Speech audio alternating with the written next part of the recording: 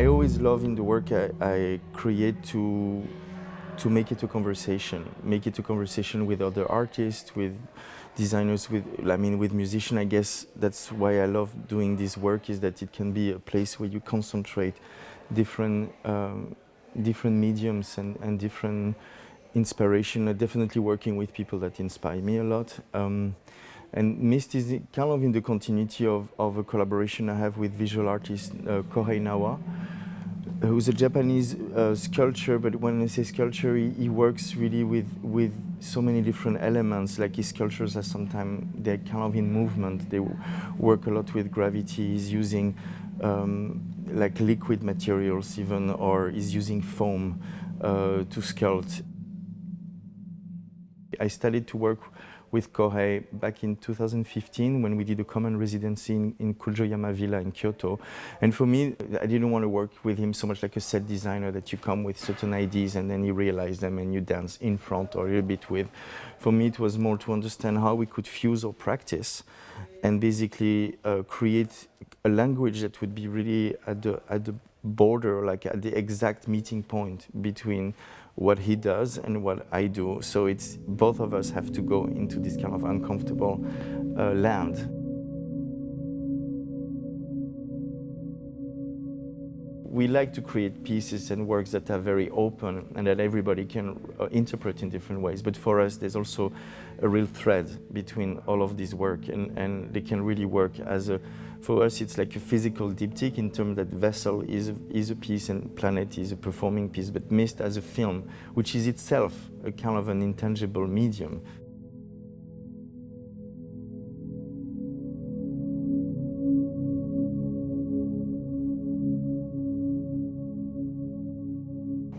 I have a very strong relationship with Japan.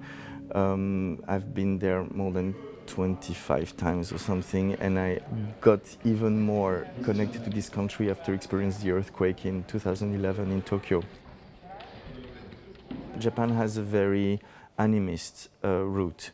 It's like even Shinto is a collection. The national religion, in a way, is a collection of many animist beliefs that were gathered all over the country. And in Shinto, mist has a very specific meaning. It's usually the breath of the gods coming from the mountain that basically, thanks to that mist, the crops get hydrated.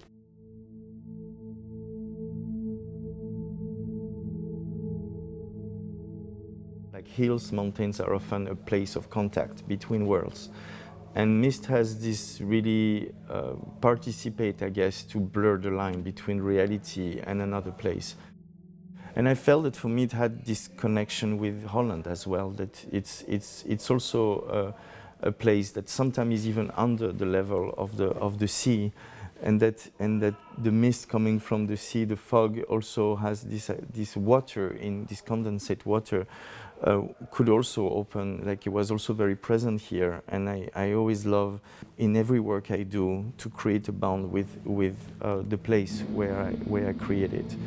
And Den Haag is a liminal place as well. It's a city that is next to the sea, and for me, the sea has always been extremely inspiring. The movements of waves, the idea of gravity, moving it. Mist is also a metaphor of the subconscious, something that is extremely difficult to control, something that emanates from you or that can overwhelm you. All of these elements were definitely the starting point of this installation that Kohei created, which is, when you see it, pretty minimal. It's just literally a slightly tilted platform that is pierced by literally thousands of little holes. And the mist can, as you say, can be either anti-gravitational, which means that it can elevate, or it can follow gravity and literally come down and covers the dancers. It sometimes suggests snow, it can suggest an avalanche, it can suggest a fire. If we're going to capture with a camera, it feels like you want to go into the full potential that this can give you, that the camera can give you, which is to actually capture extreme details, to capture the texture of the mist.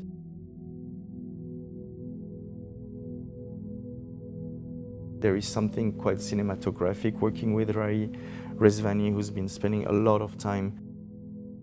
We've been like studying all the angles, all the like what is the most evocative place to film that scene. How can we really make the space disappear, but also how can we create an experience that's more immersive?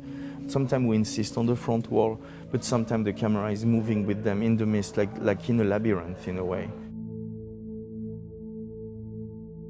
From the moment we decided to do a film, it was clear for me that I didn't want to choreograph it in a traditional way with having just one standpoint, but to also choreograph it from the perspective of the camera.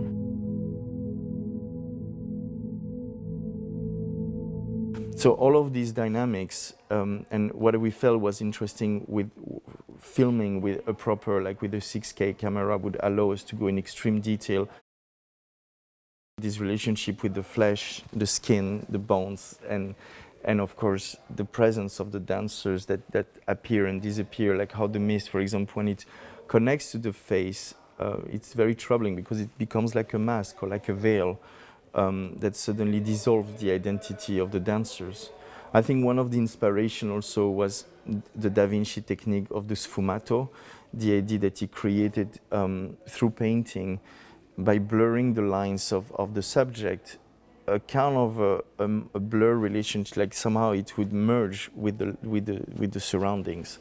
So in a way, mist is like a moving landscape, but it also blurs the border between the subject and its surroundings.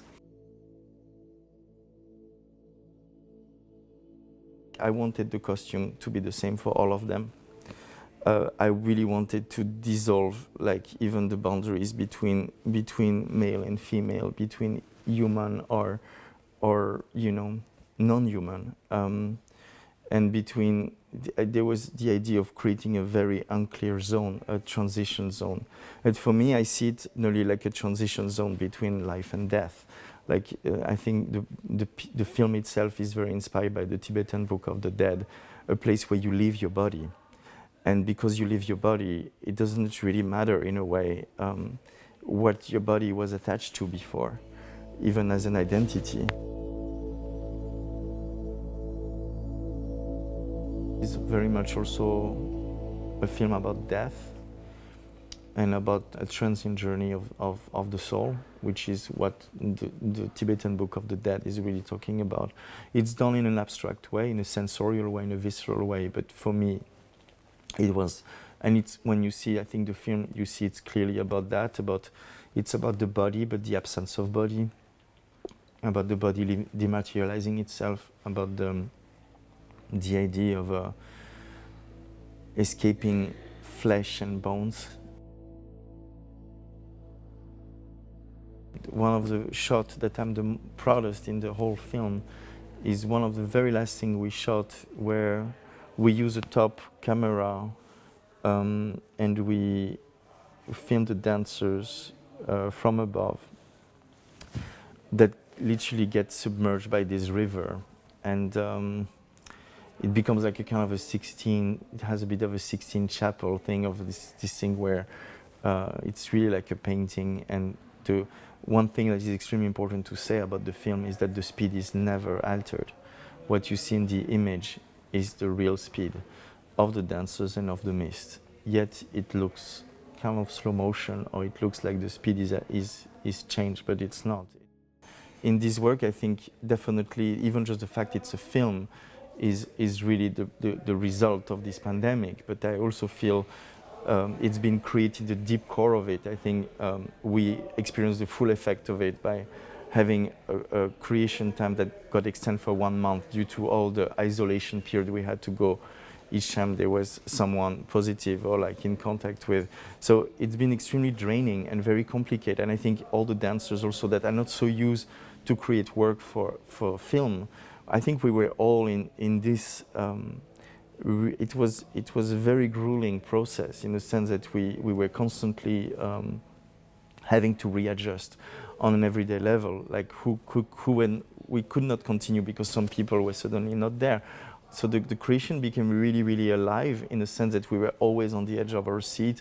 We could actually not see it. We were constantly having to readjust, relearn certain parts that we would film immediately. There's also the feeling that when you do a film, basically it's going to be there forever, or at least there is this idea that you mark something in time, and then so there is something pretty absolute about it, and that this absoluteness in contradiction with this uncertainty created a lot of an interesting tension, but a tension that had to be dealt on an everyday basis.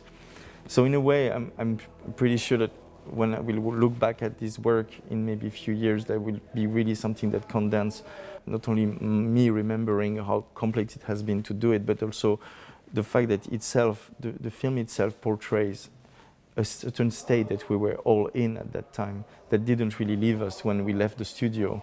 When we were just constantly into that kind of this idea of not being able to go really far, to be stuck to a place, to not have a real perspective of what the next month would be made of.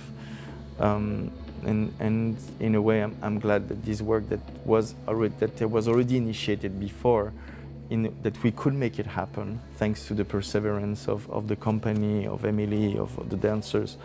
And that we could kind of capture something that was very specific about that moment of time.